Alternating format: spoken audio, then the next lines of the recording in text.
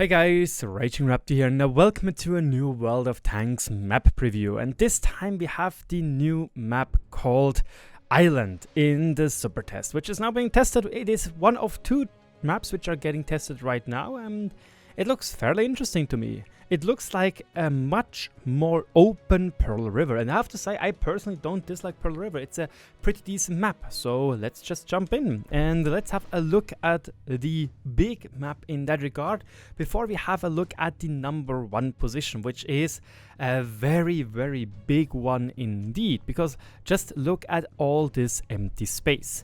You know, when we go back to this little picture right here, usually you always have those maps, like you have Mountain Pass, right? Mountain Pass is one of those maps which is just, it's a corridor, you know? You have corridor left, you have the corridor glacier, and you have a little bit of in between. That's it.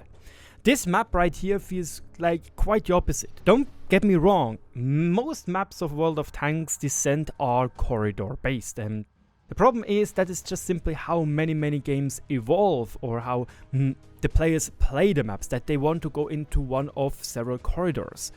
But this one right here, also it has a distinct corridor. We have the village corridor, we have the middle corridor, and we have the open field medium light shenanigans corridor. But again, Mountain Pass, you just have left, right, and a little bit of a middle stuff. But left and right is insanely secluded from each other, like.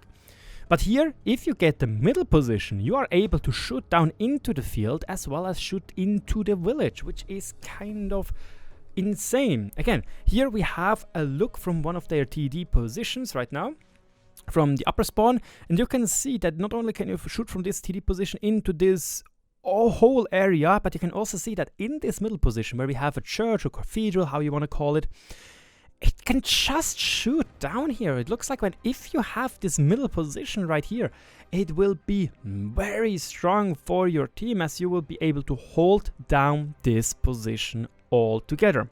Sure, you have some hard cover like this stone, you have some hard cover like that stone, you have a little bit of terrain hard cover, but it won't be enough when there are like two artillery pieces around, as you can just move around. But this looks very interesting indeed, but I do feel like this position right here, which we are looking at, or this number one position on the minimap, it kind of is just a little bit of a dead man's land. Like, I wouldn't understand why you would go there. Maybe as a scout you go there to try and spot the enemy TDs. Again, we have TD positions right here, which we just looked at, and we have other positions right over here in the number 2 section. So we can also look at this right here. This is, however, just looking at the tunnel itself. Problem is, this is not really an important picture, you know. The more important thing would be when we had a picture from here. You can see we have some bushes down here, which is very neat. Same goes with this. So you can see that this map is very similarly mirrored, but it's not equal, you know. So it's not like something like Ghost Town, which is almost identical, but this is just how the history of this map was.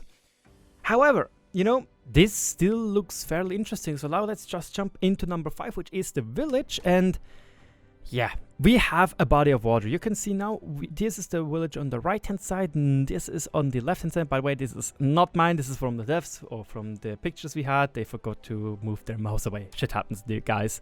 They wanted to probably have holidays as well, which is more than understandable. Right now we are in this position right here, and we are looking down here, and you can see we are able to spot a little bit that you can shoot into here, but you also have a TD position over here.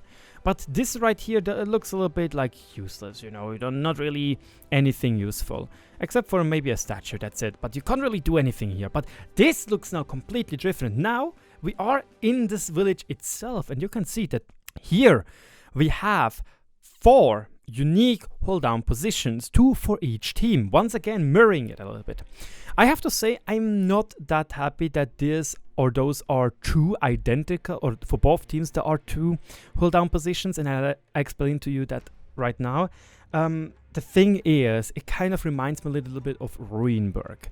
Ruinberg recently got the changes where they basically made it world of rubblestone, or world of stony McStone face, or rather world of hold down tanks, where you have basically on every corner something which is there to you know, add something for your lower plate. And I understand that hold down heavies are fairly strong and you should have a very, very weak lower plate.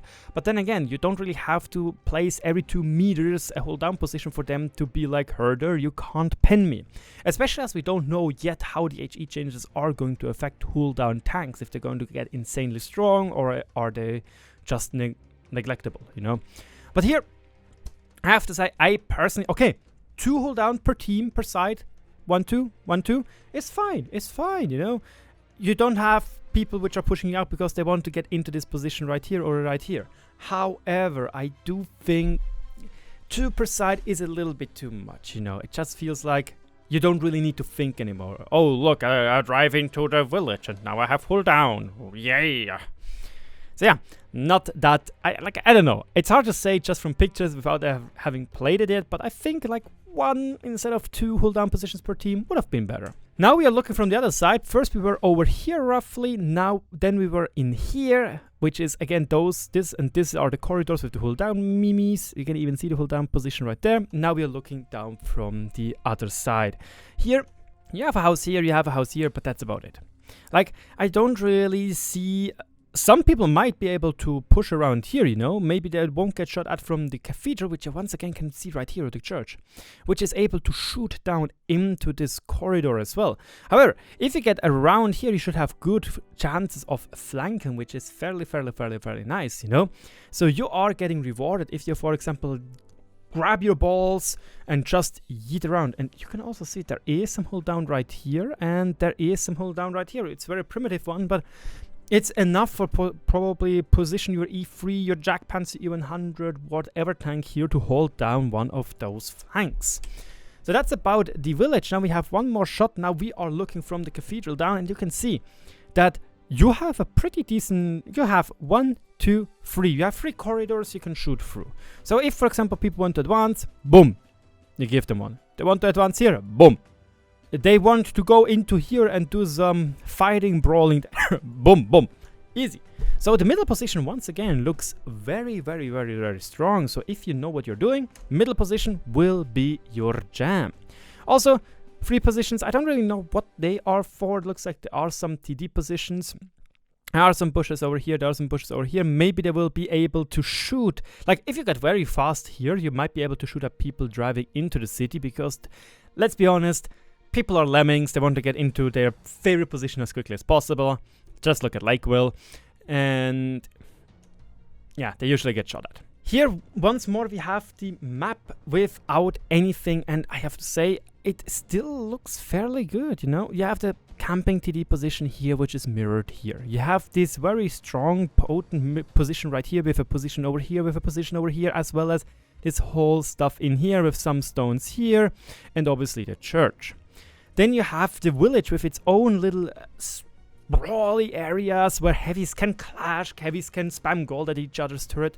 So it doesn't look bad. It doesn't look bad. I have to say I'm fairly confident it will be an okay map. It's 1000 by 1000 as far as I know. And it has a base most likely here and a base most likely here. Let's just once more go to number 4 and talk about this position right here. And simply said, I like this, you know.